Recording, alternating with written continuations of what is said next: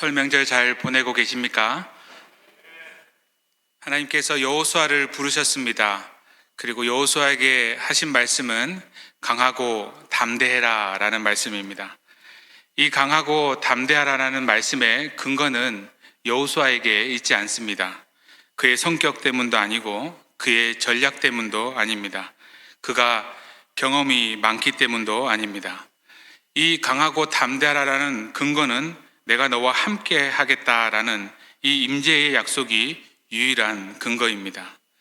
오늘 본문을 살펴보면 이제 그 약속이 실제로 어떻게 이루어지는지 옮겨지는 그 장면이 나옵니다. 하나님이 말씀하셨고 이제 여호수아가 움직이기 시작합니다.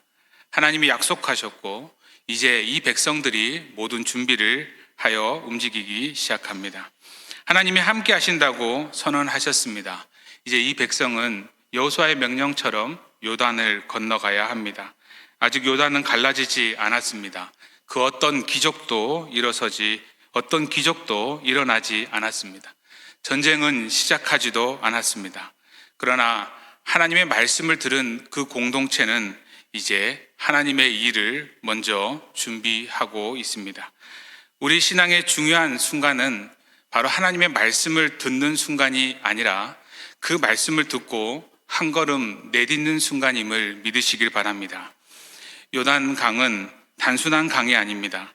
광야와 가나안을 나누는 경계선이며 약속을 들은 자와 약속을 경험하는 자리를 가르는 경계선입니다. 광야에서는 만나가 내렸습니다. 그리고 구름 기둥과 불 기둥이 보였습니다. 모세가 늘 그들 앞에 있었지 않습니까?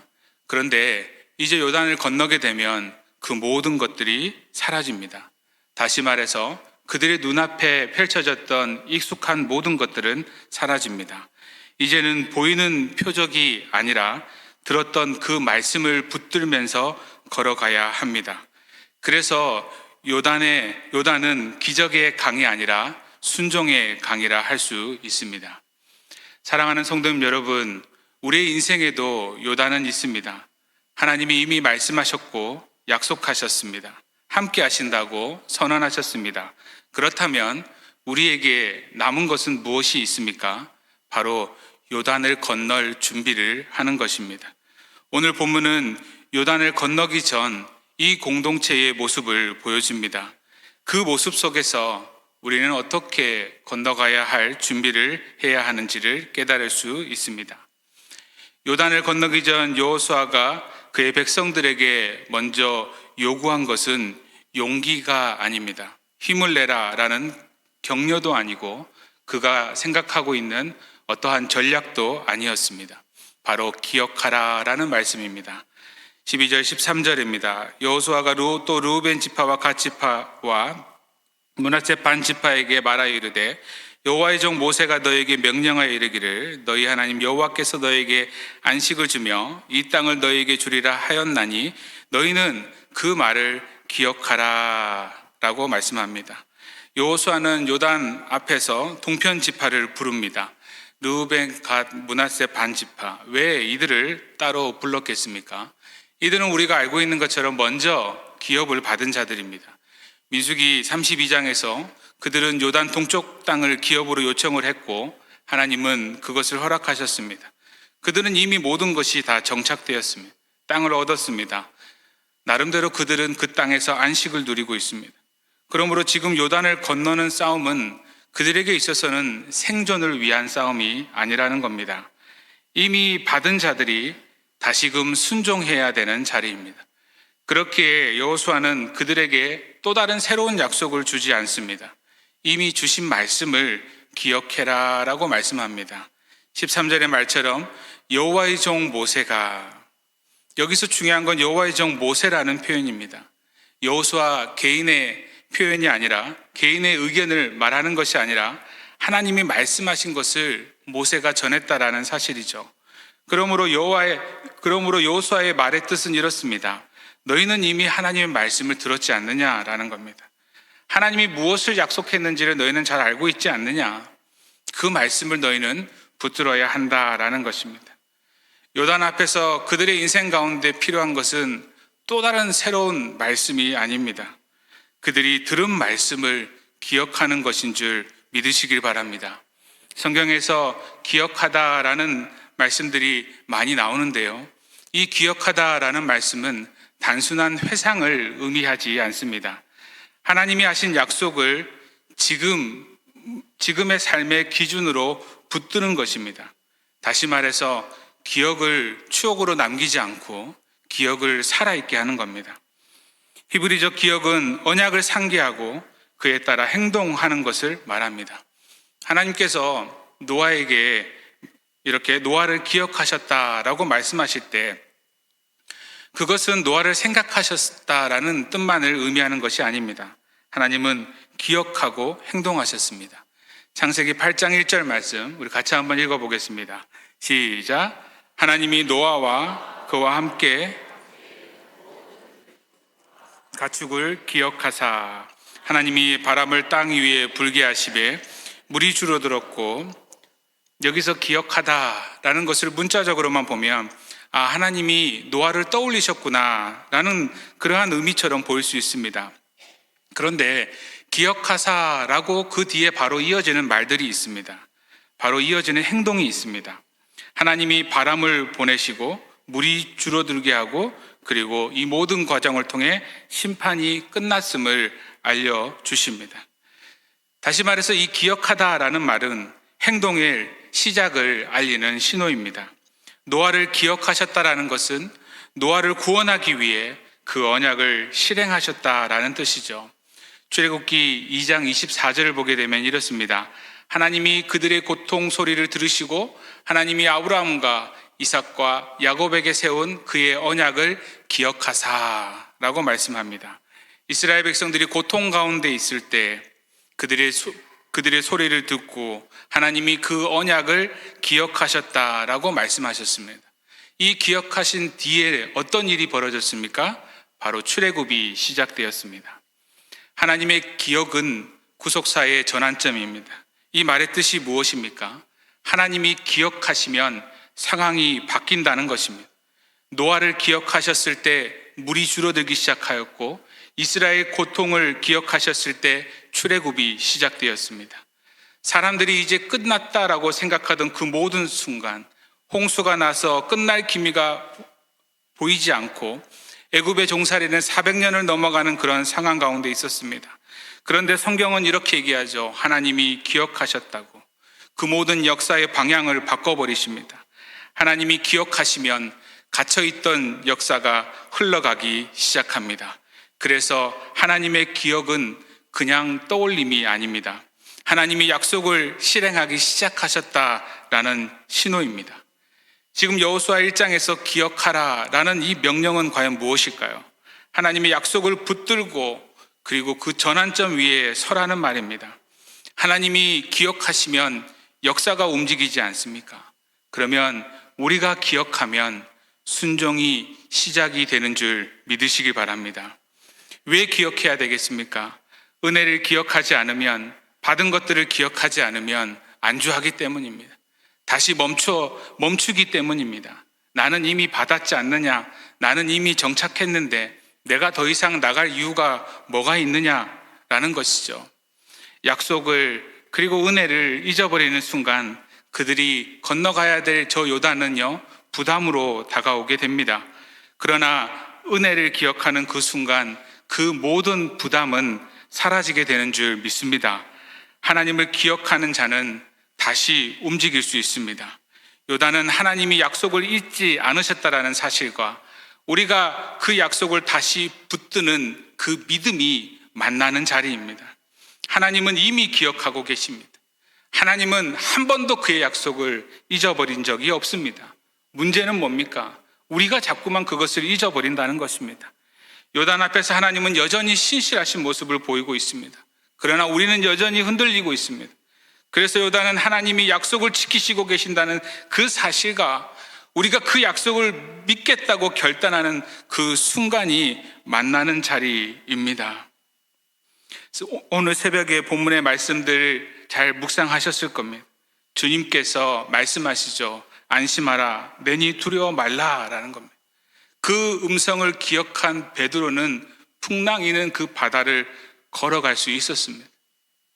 역사가 움직이기 시작합니다. 기억할 때 역사가 움직이기 시작합니다.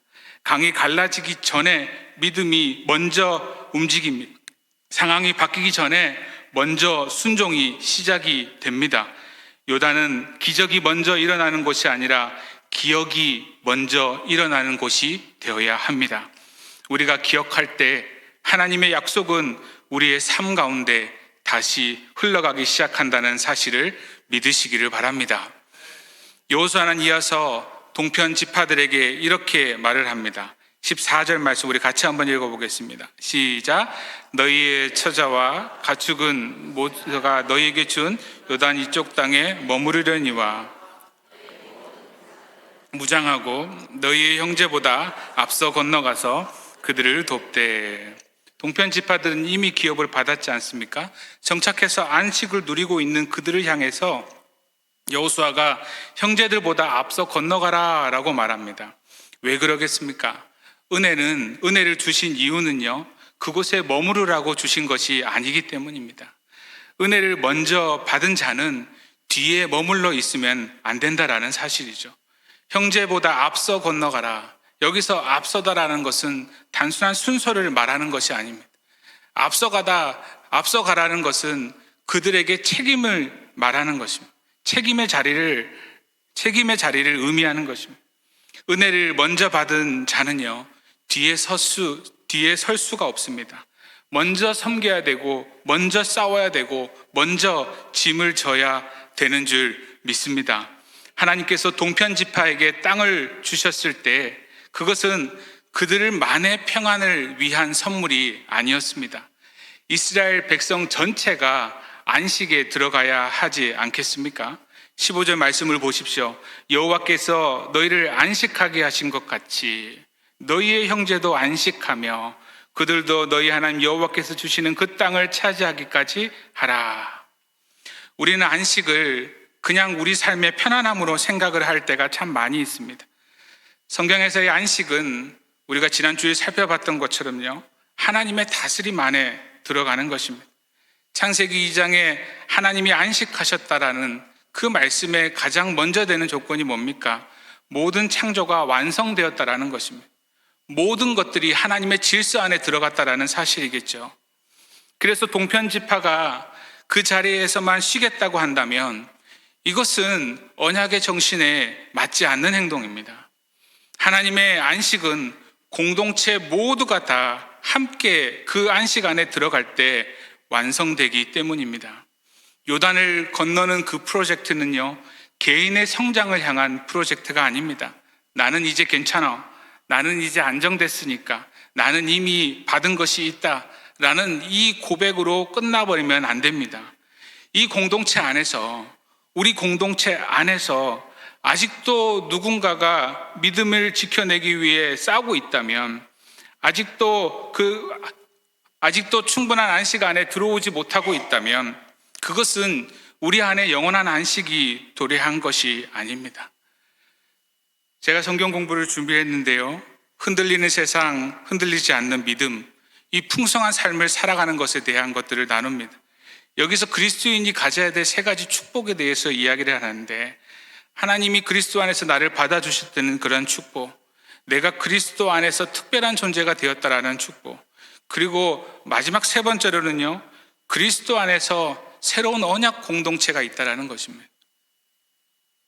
요단은 결코 혼자 건너는 강이 아닙니다.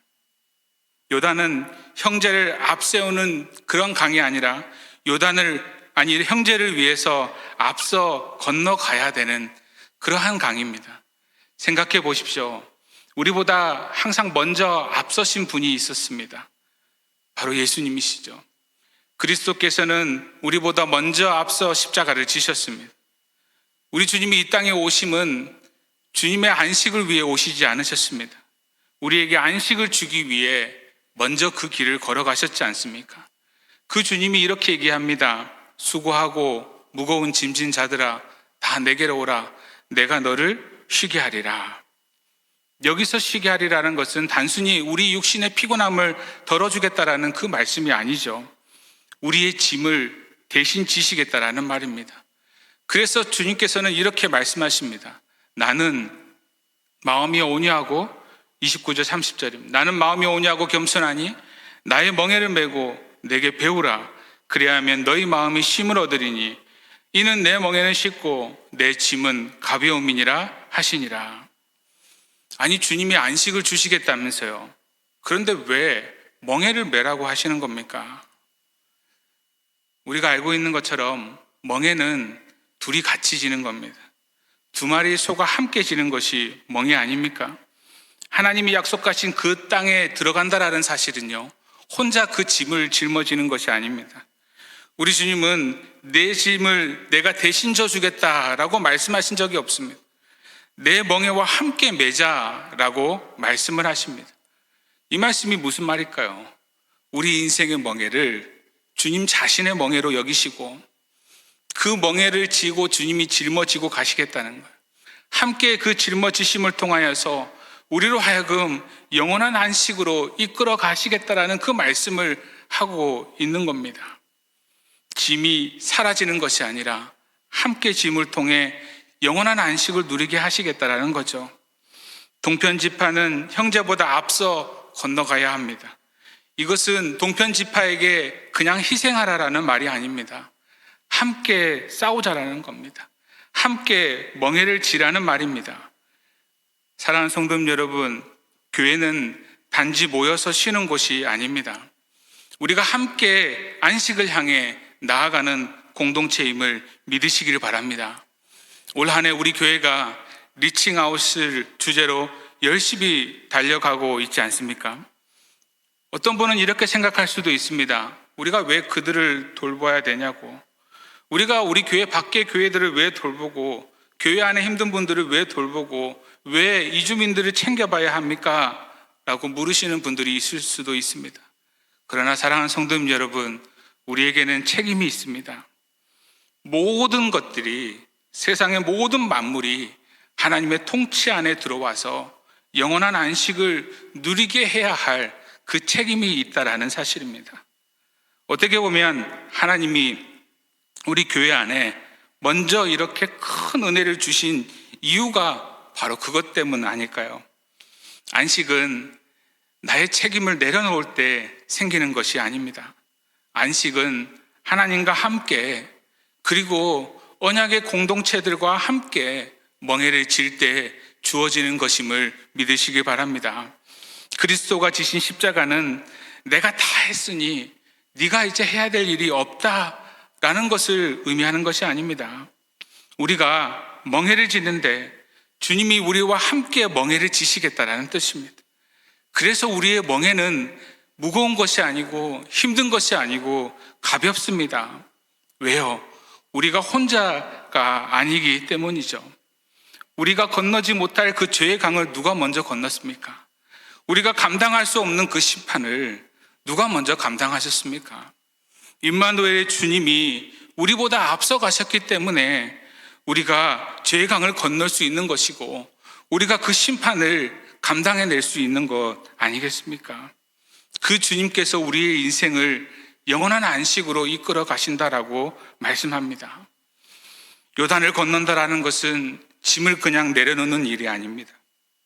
요단을 건넌다라는 것은 주님과 함께 멍에를 지닙니다. 주님과 함께 멍에를 지는 일입니다. 그리고 형제와 함께 멍에를 지는 일입니다. 동편지파는 형제를 두고 쉬어서는 안 됩니다. 안식은 함께 들어가야 하기 때문입니다. 여호수아는 명령했습니다. 기억하라고요. 그리고 형제보다 앞서 건너가라고 명령했습니다. 그러면 이 명령 앞에 이 공동체는 어떠한 반응을 보였을까요? 요단은 명령만으로 건널 수 있는 강이 아닙니다. 이 공동체에 고백이 필요합니다. 16절 말씀 우리 같이 한번 읽어보겠습니다. 시작. 당신이 우리에게 명령하신 것은 당신이 우리를 보내시는 곳에는 우리가 가리다. 우리가 다 행할 것이요 우리를 보내시는 곳에 우리가 가리다. 은혜의 기억과 공동체의 책임이 바로 개인들의 결단으로 이어지고 있습니다. 요단은 말씀을 듣는 자리에서 저절로 건너지는 것이 아닙니다. 말씀을 듣고 고개를 끄덕거린다고 해서 건널 수 있는 강도 아닙니다. 그렇죠. 맞습니다라고 말하는 그 자리에서 우리가 행동하지 않고 여전히 멈춰 서 있다면 우리는 여전히 그곳을 건널 수 없습니다. 요단은 우리가 가겠습니다 라고 말할 때, 우리가 다 행하겠습니다 라고 고백할 때 비로소 건너기 시작합니다. 은혜를 기억하는 것도 중요하죠. 형제를 생각하는 것도 중요합니다. 그러나 결국 요단은 발을 내딛는 사람이 건너게 됩니다. 다 행할 것입니다. 보내는 곳에 가겠습니다. 여기에는 어떤 조건도 없습니다. 환경을 묻지 않지 않습니까? 경로를 묻지 않지 않습니까? 그에 따른 결과를 묻지 않고 있습니다. 요단 앞에서 공동체는요, 이 믿음의 공동체는 절대 이렇게 계산을 하고 있지 않습니다. 왜냐하면 그들은 이미 알고 있기 때문이에요. 무엇을요? 이 길을 하나님이 여신 길이라는 것을 그들은 알고 있기 때문입니다. 17절 말씀 우리 같이 한번 보겠습니다. 시작. 우리는 범사에 모세에게 순종한 것 같이 당신에게 순종하려니와 오직 당신의 하나님 여호와께서 모세와 함께 계시던 것 같이 당신과 함께 계시기를 원하나이다. 오직 당신의 하나님 여호와께서 모세와 함께 계시던 것 같이 당신과 함께 계시기를 원하나이다. 이 고백이 중요해요. 그들은 그들에게 명령한 여호수아를 신뢰한 것이 아닙니다. 하나님이 그와 함께 하심을 전제로 순종을 하고 있습니다. 순종은 지도자에 대한 맹목적인 행동이 아닙니다. 하나님의 임재에 대한 확신이라는 것이죠. 하나님이 함께 하시면, 하나님이 함께 하시기에 우리가 가겠습니다라는 그 고백을 지금 하고 있습니다. 요단을 건널 수 있는 그 힘은 우리의 의지에서 나오지 않는다는 것이죠. 임마누엘의 확신 가운데 그 힘을 우리는 발휘할 수 있습니다. 이스라엘 백성들은 이미 그 모든 것들을 배웠습니다. 그들이 출애굽할 때를 한번 생각해 볼까요? 애굽에서의 400년, 혹자는 또 430년간 종살이를 했다고 합니다. 그들의 삶 가운데 우리도 늘 그렇지 않습니까? 그들은 이렇게 고백했을 거예요. 이제 끝나면, 이 모든 것들이 끝나면 다 나아지겠지. 나의 삶 가운데 자유가 오겠지. 이제는 더 이상 고된 삶이 있지 않겠지. 그들이 10가지 재앙을 보면서 무슨 생각을 했겠습니까? 홍해가 갈라지는 것을 보면서 무슨 생각을 했겠냐고요. 불기둥과 구름기둥을 보면서 만나와 메추라기를 경험하면서 그들은 매일매일 더 나은 삶을 기다렸을지를 모릅니다. 그런데 그들의 삶이 곧바로 하나님이 약속하신 그 가나안 땅으로 들어가지 않았습니다. 가나안으로 이어지지 않았어요. 그들의 인생은 40년간 광야 생활하는 인생이었습니다. 왜 그랬을까요, 하나님? 400년간의 종살이가 부족해서일까요? 아닙니다. 고통의 연장을 위해서일까요? 그것도 아닙니다. 아니면 그 험한 광야 생활 가운데서 전략과 전술을 배워 어디에서 싸워도 이겨 마땅한 자로 세워지기 위함일까요? 아니었습니다. 바로 주님과 동행함을 배우기 위함이었다라는 사실입니다. 하나님이 함께 하신다는 사실을 잊어버리지 않게 하기 위함이었습니다. 지금 요단 앞에 선 이스라엘은 출애굽 시대에 이렇게 출애굽을 경험한 이들이 아닙니다. 광야 시대를 지내온 새로운 세대 아니겠습니까? 그들에게 중요한 것은 환경이 아니라 동행하심입니다. 하나님의 동행하심이요. 홍해를 가르신 하나님이 광야 생활 가운데도 함께 하시지 않았느냐라는 겁니다. 그래서 그들은 깨닫습니다. 광야는 인생의 실패가 아니라 임마누엘을 새기는 시간이었다라는 것을요. 우리가 가리다 오직 당신의 하나님 여호와께서 모세와 함께 계시는 것 같이 당신과 함께 가기를 원하나이다. 여기서 핵심이 뭡니까? 함께 계시기를 원하나이다. 함께 계시기를 원하나이다. 그들은 요단을 건너겠다고 말하는 그 결단의 중심에는 바로 하나님의 임재가 있다라는 것이죠. 하나님이 함께 하시기에 우리는 가겠습니다. 이 고백이 없으면 요단을 건널 수가 없습니다. 광야의 40년이라는 시간은 이스라엘에게 이것을 가르쳤습니다. 안식은 환경을 바꿔온 것이 아니라 하나님의 동행을 신뢰하는 것임을 하나님은 끊임없이 그들의 삶 가운데 보여주셨습니다. 요단은 광야의 끝이 아니라 하나님께서 동행하신다는 사실을 확인할 수 있는 그 출발선입니다. 사랑하는 성도님 여러분, 우리는 종종 이렇게 생각을 하죠. 이 문제가 끝나면, 이 상황만 지나가면, 환경만 바뀌면, 그러나 하나님은요, 광야를 통해서 우리를 가르치십니다. 문제보다, 상황보다, 환경보다 중요한 것은 임마누엘의 확신이라는 것을 우리에게 알려주고 계십니다. 매일 아침 다짐하시죠. 새벽에 나와서 기도하실 때마다 다짐하시죠. 그런데 밤에 잠들기 전에 보면 우리의 다짐이 얼마나 많이 무너져 있습니까? 그렇게 우리는 더욱더 고백하셔야 됩니다. 주님이 함께 하십니다. 주님이 동행하십니다. 주님이 앞서가십니다. 라고 우리는 끊임없이 우리의 삶 가운데 되새김질을 해야 됩니다. 16절, 17절의 고백은 단순한 결단이 아닙니다. 동행을 신뢰하는 믿음의 고백인 것입니다. 우리가 가리이다. 왜 갑니까? 하나님이 함께 하시기 때문에 가는 겁니다. 요단은 강에서 건너는 강이 아닙니다. 하나님이 함께 계시기 때문에 건널 수 있는 강 아니겠습니까? 사랑하는 성도님 여러분, 약속의 땅에 이 백성들이 들어간다고 해서 그들이 행복해질까요? 그 땅에 들어간다고 해서 그들이 저절로 행복해지는 것이 아닙니다.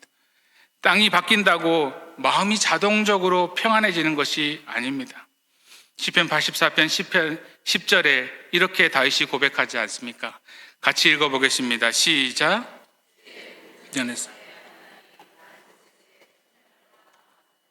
악인의 장막에 사는 것보다 내 하나님의 성전 문지기로 있는 것이 좋사오니.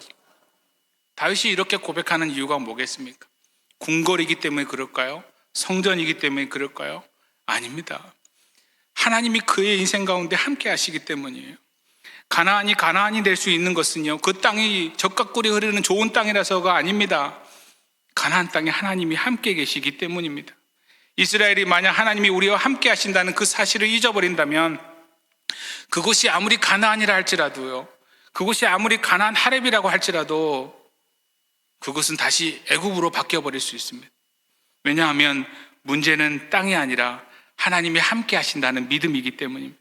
하나님을 잊어버리면 그 가나안 땅은요, 불평과 두려움이 가득한 땅이 되어버립니다. 반대로 생각해 볼까요? 지금 우리의 현실이 애굽처럼 답답하고 광야처럼 메마른 삶인 것 같아도 하나님이 우리와 함께 하신다는 사실을 우리가 붙들고 살아간다면 그 광야 같은 현실이 바로 약속의 자리가 되지 않겠습니까? 안식은 환경이 좋을 때 오는 것이 아니라 하나님이 우리 인생 가운데 함께 하신다는 그 확신 가운데 있다는 사실입니다. 인류 최초의 범죄가 어디에서 이루어졌습니까? 우리 들었지 않습니까? 하나님의 부재 가운데 인류의 범죄가 시작되었어요. 그래서 중요한 것은요, 어디에 서 있느냐가 아니라 지금 우리가 누구와 함께 서 있느냐입니다. 가나안이 가나안 되는 이유는 하나님이 함께 계시기 때문이고, 애굽이 되는 이유는 하나님을 잊어버렸기 때문입니다. 요단을 건넌다라는 것은 장소를 바꾸는 일이 아니라 붙드는 대상을 분명하게 하는 일입니다. 땅이 바뀌는 것이 아니라 신뢰가 더욱더 깊어져야 한다는 말입니다. 상황이 달라지는 것이 아니라 하나님을 향한 믿음이 더욱더 분명해져야 합니다.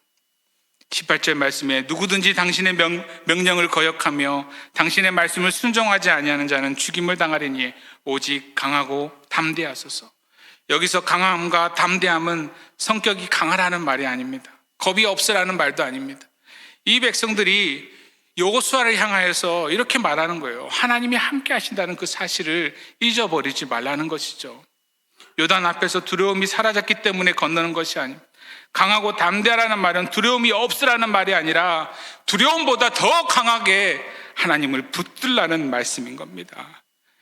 애굽에서 이스라엘의 신음소리를 듣고 계셨던 하나님께서 홍해를 가르치고 광야를 지나가게 하시는, 만나를 내려주신 하나님, 반석에 물을 내신 하나님이요, 지금도 그들과 함께하고 계심을 믿으시기 바랍니다. 우리와 함께하고 계심을 믿으시기 바랍니다. 그래서 우리는 강하고 담대해야 됩니다. 요단은 강한 사람이 건너는 것이 아니라 하나님을 신뢰하는 사람이 건너는 강입니다. 이제는 아시겠습니까? 기억하고 함께 짐을 지고 우리가 가리다 고백하며 오직 강하고 담대하게 이 강을, 요단을 건너가야 될 줄 믿습니다. 말씀을 정리하며 여호수아 1장을 다시금 살펴보는데, 이 상황 가운데서 가장 두려운 자가 누구였을까 생각을 해보면 여호수아였을 겁니다. 지난 시간에 말씀드렸던 것처럼 1장 전체의 내용을 살펴보면 모세가 떠나버렸어요. 모든 사람들의 시선이 여호수아를 향해 있습니다. 요단은 눈앞에 있고 자신 뒤에 백성들이 서 있습니다. 누구보다도 요단을 건널 준비를 하기 싫은 사람이 여호수아였을지도 모르겠습니다. 그 백성들을 향해 기억하라라고 말했을 때 하나님께서 그의 마음 가운데 하나님의 말씀과 하나님의 은혜의 역사들을 파노라마처럼 펼치게 하셨을 줄 믿습니다. 내가 너와 함께 하겠다, 강하고 담대하라, 그 백성들을 향해서 형제보다 앞서 건너가라 했을 때 하나님의 말씀을 붙들고 있는 그 형제들이 자신의 눈앞에 보이는 겁니다. 그래서 그 형제들이 여호수아를 향해서 이렇게 얘기하는 거죠. 우리가 가겠습니다. 하나님이 함께 하기를 원합니다. 가장 두려움에 떨었던 그 여호수아가 느꼈던 감정은 무엇일까요? 그는 혼자가 아니었다는 사실입니다. 그의 인생 가운데 하나님의 말씀이 있었고, 그리고 그 말씀을 살아내는 공동체가 있었다는 것이죠. 그리고 무엇보다도 그의 인생 가운데 하나님께서 함께 하셨다는 것입니다. 이걸로써 모든 준비가 마쳐지는 겁니다. 사랑하는 성도님 여러분, 하나님은 오늘도 요단을 건널 준비를 우리에게 시키십니다.